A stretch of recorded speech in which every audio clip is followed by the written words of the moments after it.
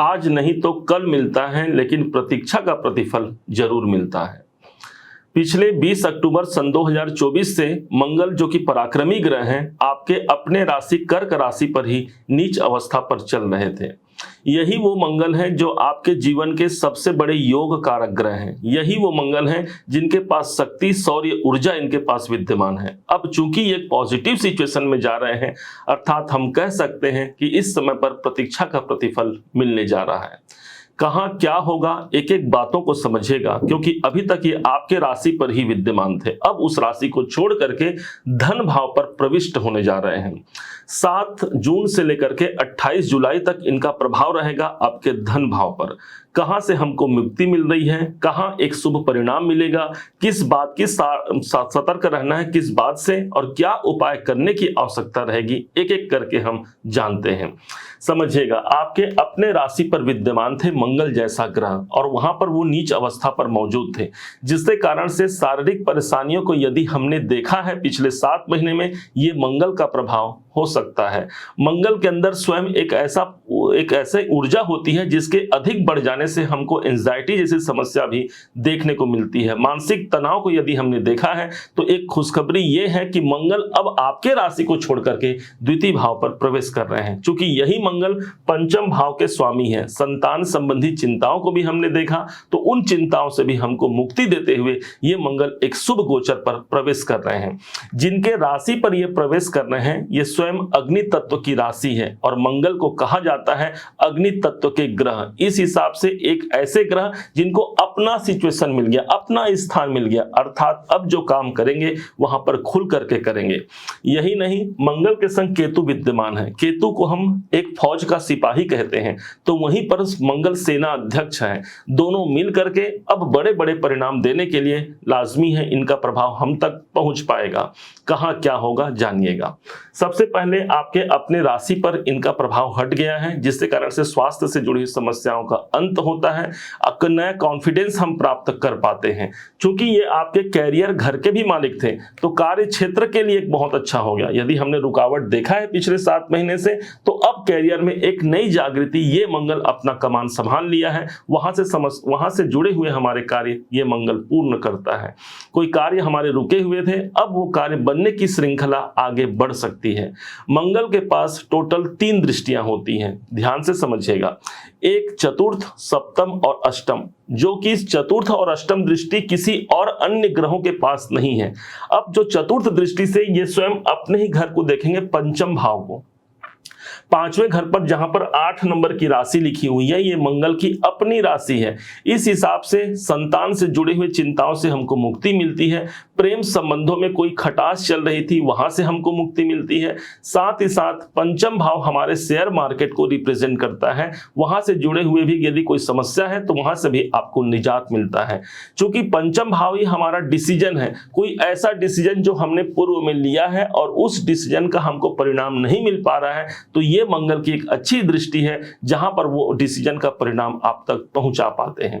मंगल को हम प्रॉपर्टी के कारक कहते हैं, स्वयं धन भाव पर स्थित है। इसलिए प्रॉपर्टी से जुड़े हुए यदि आप प्रॉपर्टी बेचना चाहते हैं या खरीदना चाहते हैं, मंगल की पॉजिटिविटी धन भाव पर होना ज्यादा अच्छा हो गया। हालांकि ये बेचने के लिए ज्यादा सही है, एक सही खरीदार आपको मिल पाता है और वहां से आप धन अर्जित कर पाते हैं।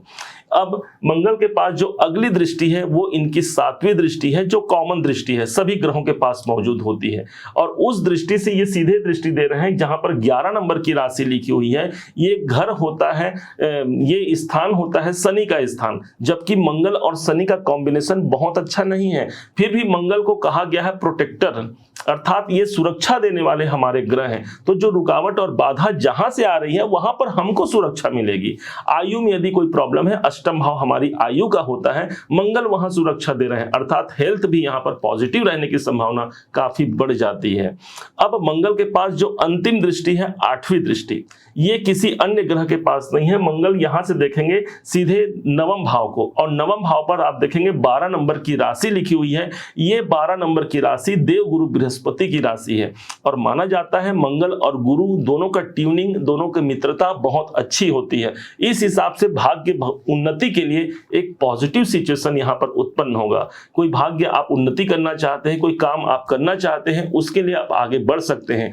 कैरियर में सफलता के लिए, क्योंकि कैरियर भाव के स्वामी एक पॉजिटिव सिचुएशन पे आ रहे हैं, भाग्य उन्नति के दृष्टिकोण से सर्वाधिक महत्वपूर्ण होगा।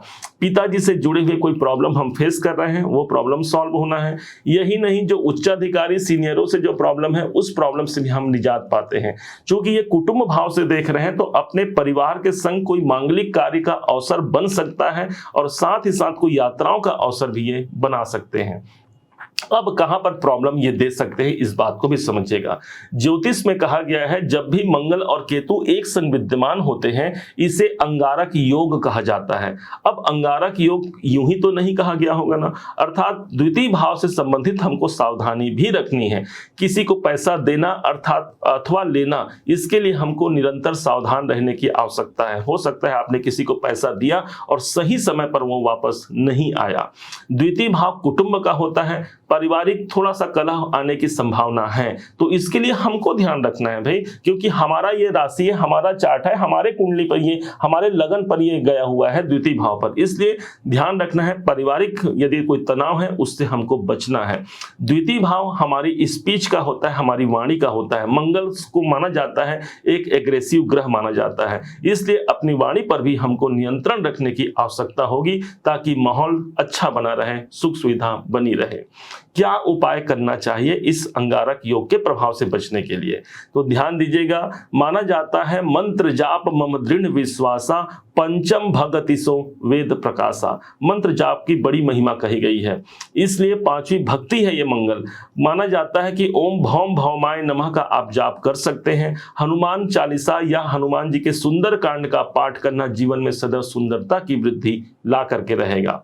यही नहीं, अब कॉम्बिनेशन जो बना हुआ है मंगल केतु का, मंगल को हम कहते हैं जमीन, पृथ्वी मंगल है और केतु है जड़, अर्थात जो पेड़ पौधे हैं इस समय पर उनको यदि आप संरक्षित कर पाते हैं, उनके लिए कोई बेहतर प्रयास कर पाते हैं, जल देना उनको, उनके लिए सुरक्षा अर्पित करना, तो इससे ये मंगल केतु के अंगारक योग का जो दुष्प्रभाव है वो हमको नहीं पड़ेगा और बल्कि आर्थिक लक्ष्य को प्राप्त करते हुए हम आगे बढ़ सकते हैं। कहीं एकांत स्थान पर यदि हो सके तो पौधा जरूर लगाइएगा, क्योंकि केतु हमारा जड़ है और मंगल वहीं पर पृथ्वी कहा गया है। तो जब जड़ रोपित करते हैं या उसको सुरक्षित करते हैं, दोनों ही परिस्थिति में इस अंगारक योग के दुष्प्रभाव से बचते हुए जहां इनके पॉजिटिव प्रभाव है, कैरियर की उन्नति, भाग्य उन्नति और स्वयं अपने स्वास्थ्य के लिए एक अच्छी जो बेहतर स्थिति है उसको हम आगे बढ़ा सकते हैं। उम्मीद है आप सबने इसे समझा, आप सबने इसे जाना है।